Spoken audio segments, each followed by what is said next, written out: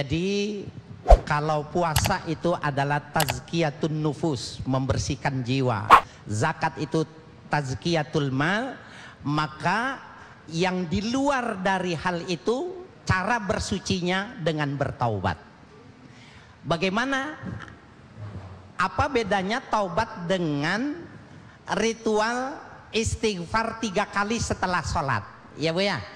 Kalau sholat berjamaah, assalamualaikum warahmatullah, assalamualaikum warahmatullah, astagfirullahalazim. Biasanya 3 kali, betul?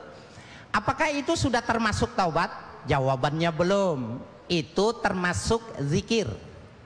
Karena untuk bertaubat itu harus ada 3 syaratnya.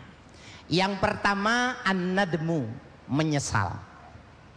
Kalau tidak menyesal, jadi kita nggak bisa berdoa memohon maaf ini, ya Allah ampunilah dosa hambamu ini ya Allah, yang besar, yang kecil, yang lama, yang baru gitu. Malaikatnya bingung yang mana, yang di mana gitu ya. Jadi dia harus satu persatu dengan menyesal.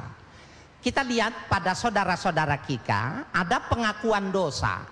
Itu sama sebenarnya, cuma dia ritualnya itu melalui perantaraan. Kalau kita langsung ngomong sama Allah, apa sih hari tadi yang kita lakukan? Kalau tidak kita sebutkan dosa yang kita lakukan, nggak bisa menangis. Bapak Ibu sekalian, ini perlu latihan. Maaf, umpamanya saya melakukan satu kesalahan. Kemudian saya malam ingat bahwa itu perbuatan salah. Sholat 2 rakaat. Nah ini ulama ada yang mengatakan sholat 2 rakaat ini disebut dengan sholat taubat. Walaupun hadis itu falyusalli rakaatain, hendaklah dia sholat 2 rakaat. Cuma oleh fuqaha ini diberi label sholat taubat. Setelah sholat taubat 2 rakaat, kemudian dia istighfar, mohon ampun. Itu sebelum terucap itu ingetin dulu kesalahan dia itu apa. Kalau di gereja itu dia bilang, saya habis membunuh, saya habis ya memperkosa, saya habis merampok. Nah dia juga sebutkan, ya Allah, kaki ini terlanjur melakukan kesalahan ya Allah. Dan pada saat itu rahmatmu tidak menggenggam tangan ini sehingga jatuh hambamu ini. Itu ada nyesal. Yang kedua al-iqla. Iqla itu maknanya meninggalkan seketika itu juga. Tidak nengok lagi. Jadi kalau umpamanya kita meninggalkan tapi masih nengok ke belakang, itu belum memenuhi kriteria. Dan yang ketiga, al-azmu alla ya'uda. Dia bercita-cita tidak akan melakukannya kembali. Ini penting nih.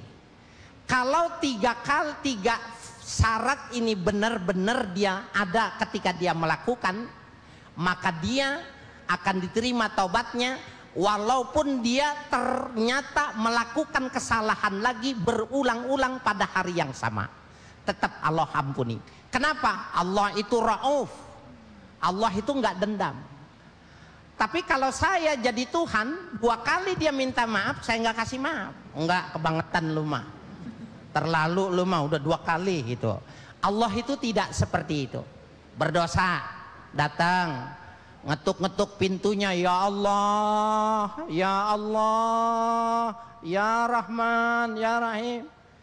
Ibarat anak kita yang nakal main hujan-hujanan, sudah kedinginan, pintunya kita kunci, diketok-ketok pintu, maka sang ibu itu akan membukakan pintu. Begitulah Allah yang lebih sayang ketimbang seorang ibu terhadap anaknya akan selalu membuka pintu, dipeluk, diterima, dan dilayani dengan baik, asalkan syaratnya terpenuhi.